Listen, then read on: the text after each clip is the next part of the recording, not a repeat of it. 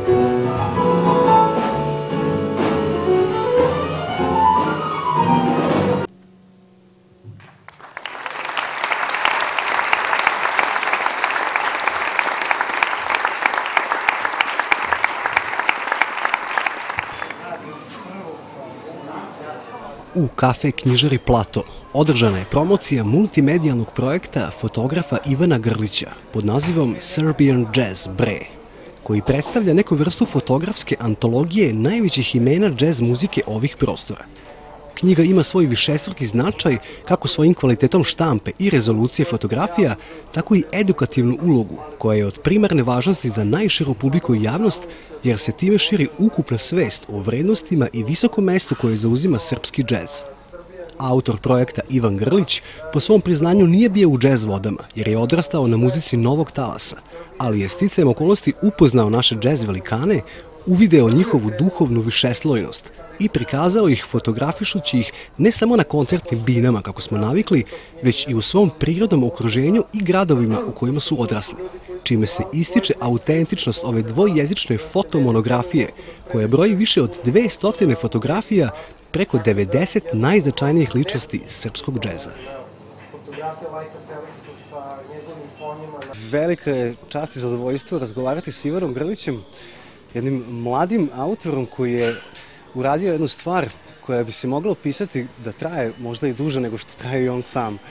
S obzirom da se radi o fotoistoriji srpskog antologijskog džeza, koji je objedinjen u nazivu Serbian Jazz Bre. Ali pre nego što krenemo na tu temu, samo kao uvod bih voleo par nekih biografskih stvari vezano za tvoj CV. Ivan Grlić je fotograf koji je radio zaista nebrojene projekte, od kompanija, humanitarnih akcija, Grčke pravoslavne crkve, Ceptera i drugih stvari, do jednostavno ulaska u jedan džez svet. Za početak, kaži mi, kako si uspeo da se iz tog jednog miljeja koji onako deluje zaista vrlo profesionalno, kreneš da se baviš nečim što se odmah vidi da je jedan tvoj lični projekat i da nije uopšte toliko komercijalno, a to je upravo taj neki džez svet. Pa da, od 98. praktično koju ja negde onako postavljam kao svoju godinu početka profesionalnog bavljenja fotografijom, ne računamo do onih momenta iz 7. razreda sa prvim Zenitom E koji dan danas imam, gde počinješ da se ložiš na fotografiju, baviš se time i kao super je priča. Ali od tog super je priča ja dugo nisam imao hrabrosti da počnem da se bavim. Tek u 21. godini sam ja počeo, mislim, dugo. To je negde, onako, ja sam iz nekih drugih voda, pošto onda sam tek shvatio da je to. To je 22. sam ja upisao primenjenu akademiju I paralelno sa svim mojim tim komercijalnim stvarima koje sam ja radio, jer u tom periodu ja sam se dok sam studirao izdržavao slikajući s jedne strane svadbe, s druge strane tad je bio jako aktualan elite model look. I tad je bilo novca nekog u modi, ja sam to radio da bi mogao da se izdržavam. Tako da je to jedna strana moje ličnosti, ali paralelno sa tim, znači ja od 99. imam konstantno izložbe. To je, evo koliko je to, 13 godina punih. Ja mislim da negde od prilike 70 do 80 samostalnih izložbi, da to je onako, ja ne mogu više nigde da napišem gde se šta sve dešavalo i šta se sve dešava. Prošle godine samo, evo, pošto u Lupovcu moramo godišnji izveštaj da napišemo, kad sam napisao sad godišnji izveštaj za prošlu godinu, bilo je 14 samostalnih izložbi, a pri tome 3 različite moje priče.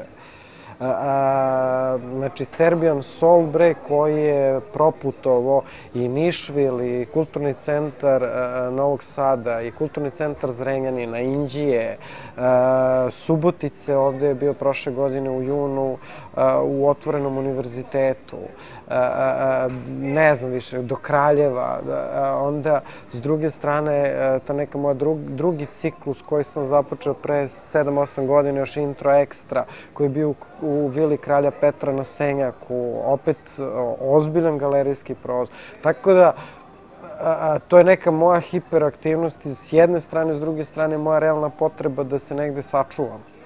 Jer mentalno treba negde da ostaneš svoj i da budeš ipak zadovoljan sa tim što radiš. E sad, postoje stvari koje tebi ne prijaju, ali su deo posla. I to je sad stvar profesionalizma, da li ćeš ti to da radiš ili nećeš. Onog momenta ako kažeš nećeš, onda nemoj uopšte da prihvataš napola. To je moj generalno stav u životu, što nažalost ljudi ne prihvataju tako, nego tek odrađuju. Ja jednostavno imam taj pristup stvarima, znači ili sam 100% u tome ili neću da se prihvatim toga. Što se tiče mojih nekih, znači, autorskih stvari, eto, to je kontinuitet opet, znači od nekih skoro 15 godina, malo manje.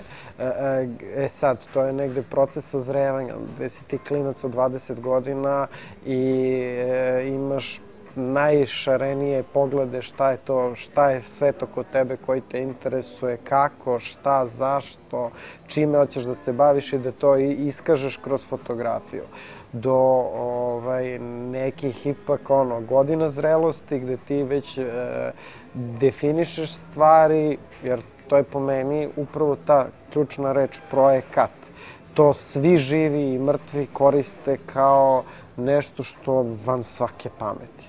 Mislim, projekat je da ti napraviš određen broj sati, prvo brainstormovanja, da vidiš, pa onda da napraviš. Da li ćeš to u pisanoj formi, mentalno, kako god, to mislim da nije bitno. Ali bitno je da ti znaš, znači, šta je to što su odrednice tog nečeg, šta hoćeš da uradiš.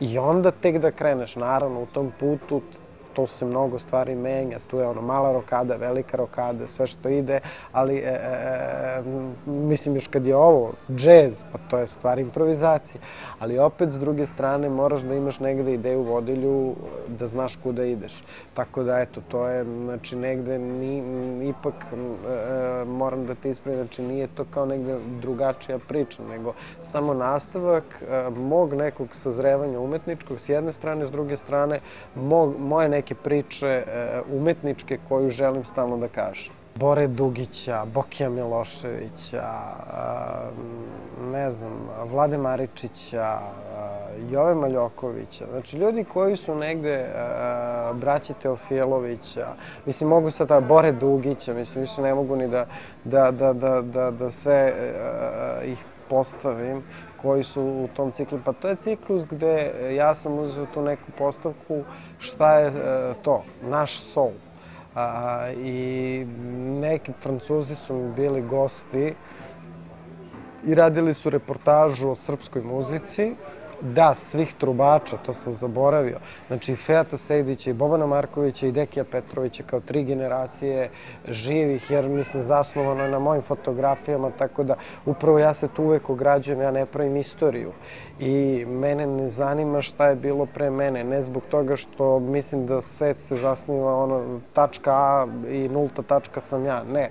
Nego jednostavno mogu u nekom tekstualnom i u nekom verbalnom smislu da ja spomenem da postoje stvari koje su preteča toga.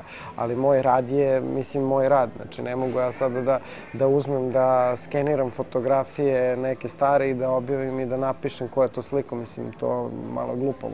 Do Batakande, eto, sad sam se setio Batakande u toj priči, gde ideja mi jeste bila negde šta je to srpski sol, šta je to naše autentično i sad krenuli su Francuze vodam, odvedem ih u Kovilj da slušaju pojenje, pa onda upoznam ih sa braćom Teofilovićima, pa onda čuju Boru Dugića, pa onda čuju Bobana Markovića. Ljudi nemaju, mislim, onda sam ja pokušao da im objasnim, to je Balkan, mislim, ljudi, to je Austro-Ugarska, otomansko, i to tako vekovima. I to je, znači, od Azije do severa Evrope, fuzija svega toga i na ovih možda 450 ili 500 kilometara, znači, od Subotice do Niša ili do Vranja dole, upravo je to, sve različito i svi mogući i nemogući uticaji su tu. I za mene, mislim, ja sam odrastao i na Zvonku Bogdanu. Tako da za mene je to čist sol. S druge strane, odrastao sam i na Šabanu Bajramoviću i to mi je čist sol. S treće strane, odrastao sam i na Bori Đorđeviću i on mi je čist sol. I on je u toj knjizi Serbian Soul, bre. To je baš ova fotografija koju je on stavio na naslovnu stranu svoje knjige. To je ta fotografija je u mojoj knjizi. I onda me pitao, možeš se, ali to hoću da kažem, znači to je za mene sve negde srpski soul. Ja sam tu želeo još neko, Ogi Radivojević je isto u toj priči, Milan Đurđević isto, mislim, onako najrazličitiji tipovi sa najrazličitijim energijama, ali da mene moralo da izaziva neke emocije, ne njihova pojava, nego to što oni rade. To je meni bilo negde osnovni kriterijum. Želeo sam tu da bude i točak i tako, mislim, tako da negde prihvatiš u jednom momentu da shvatiš da ne možeš sve, jer imaš rokove, imaš dokle nešto može, preko čega ne može, tako da onda se pomiriš sa tim da nije 100% da imaš zadovoljenje. Ali eto, to je negde bila ta moja postavka vezana, jer evo, tim Francuzima ja nisam umeo da objasnim šta je to sve. Pokušavao sam istorijski, geografski, na sve moguće načine da im negde prikažeš da to mora sve da bude toliko različito. A opet je to negde, tretiramo se ako se države više tretiraju po granicama. Mislim da je to davno prešao koncept.